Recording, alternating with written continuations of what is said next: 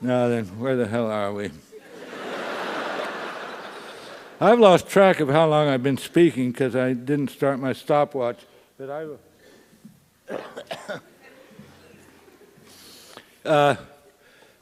I have had a technical education, and but every time I've been on a faculty, I've been in the English department, although I've never been an English major, and I have tried to bring scientific thinking to literary criticism, and there's been very little gratitude for this.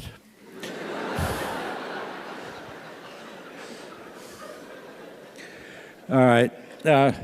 Stories have very simple shapes, ones that computers can understand.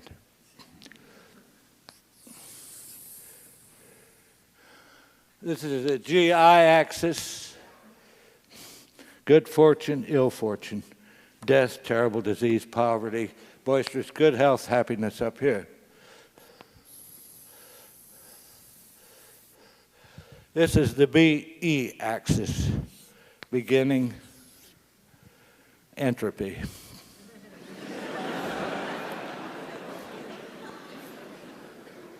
Now then, I'll give you a marketing tip.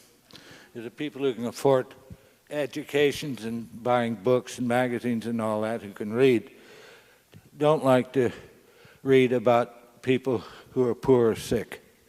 So start your story up here.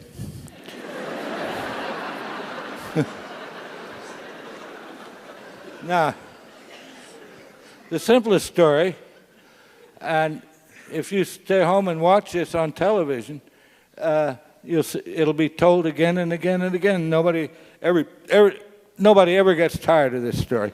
I call it Man in a Hole, but it needn't be about a man in a hole. Somebody gets into trouble, gets out of it again.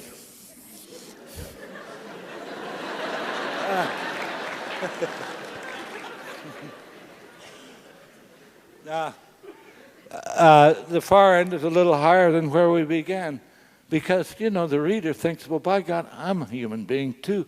I must have that much in reserve if I get into trouble or whatever. Now, another story that's very popular, and none of these are copyrighted, is I call it Boy Meets Girl, but it needn't be about a boy or a girl. It's somebody on a day like any other day comes across something perfectly wonderful. Oh boy, this is my lucky day.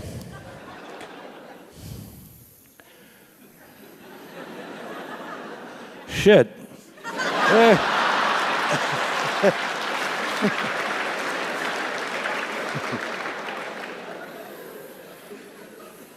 And gets it back again. Another story, it's very popular, and it breaks my rule. Starts down here. It's a young girl, teenage, I guess, maybe 17, 18. Why is she so low? Well, her mother's died. It's reading enough, right? And her father has remarried almost immediately to a terrible old battle axe with two mean daughters. And there's a party at the palace that night. You've heard it. All right, so she has to help her new mother and her sisters, her new sisters, get dressed for this party. And she doesn't get to go. He said, no, she's not good enough to go, but they are. So did she get even sadder? No. She's a stout-hearted little girl. Its maximum grief is death of her mother. So everybody leaves for the party, and the fairy godmother shows up and gives her pantyhose, mascara, perfume, everything, means of transportation, carriage with horses and everything. Everything you need to go to a party and have a good time. So she goes, and the prince falls in love with her. Now you must realize she is so heavily made up that her own relatives don't recognize her.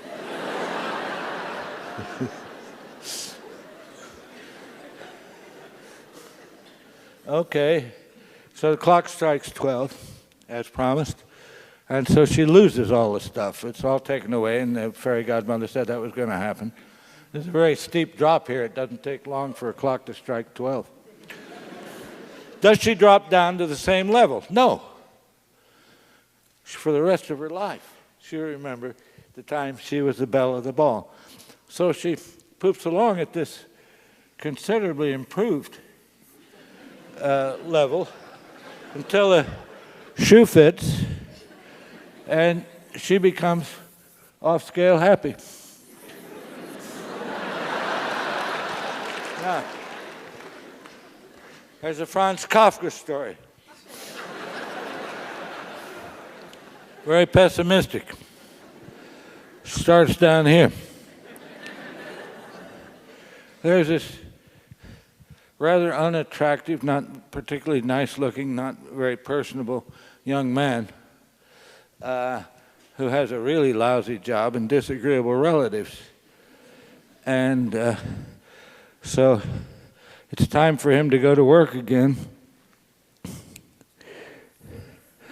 And he has turned into a cockroach.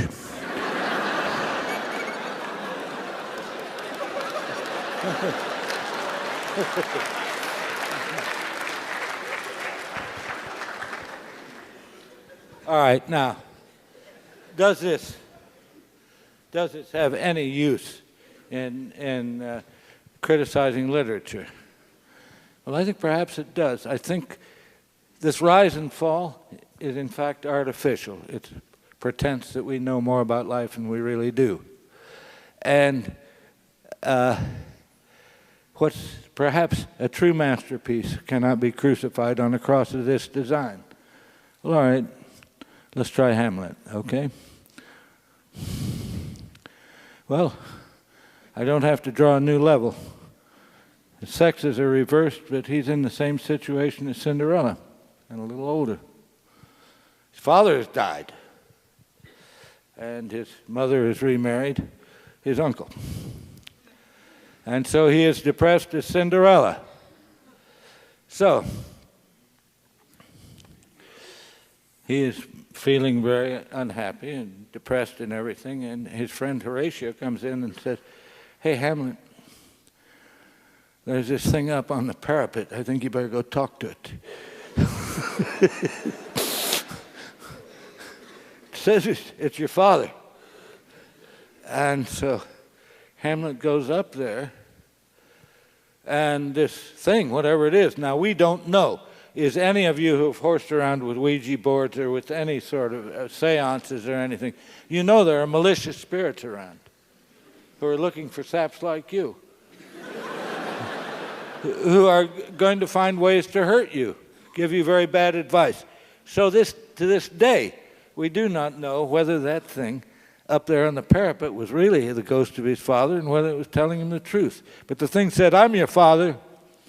I was murdered by the man who's now the king, and you've got to avenge me." Well, since we don't know what it was, what it is, it's neither good news nor bad news, because we don't know. And so,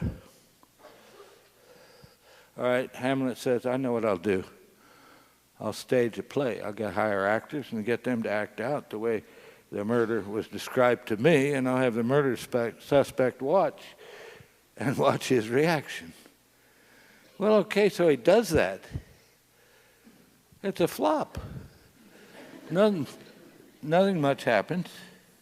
And so Hamlet is up in his mother's chamber, talking right after this flop and talking, and the curtains wave, or the arras waves, the drapes wave, and so he figures his uncle is back there, his new father, supposedly, and so he's going to finally be decisive, and he pulls out his sword, sticks it through the drapes.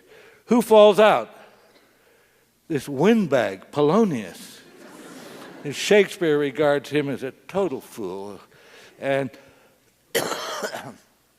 yeah, you know, giving just the kind of dumb advice parents give their kids when they go away, you know, neither a borrower nor a lender be. Thanks a lot, Dad. What a swell time.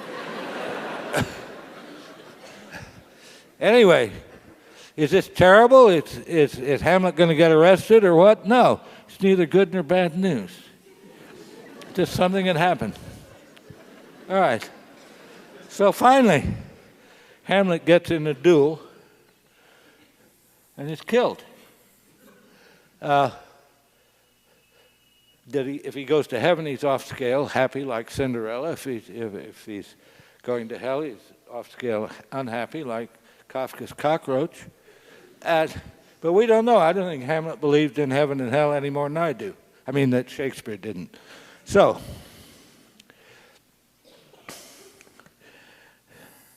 I would just prove to you that Shakespeare was as poor a storyteller as any Arapaho. But I haven't. I have, in fact, told you why this is respected as a masterpiece. We are so seldom told the truth. And in Hamlet, Shakespeare tells us. We don't know enough about life to know what the good news is and the bad news is, and we respond to that. Thank you, Bill.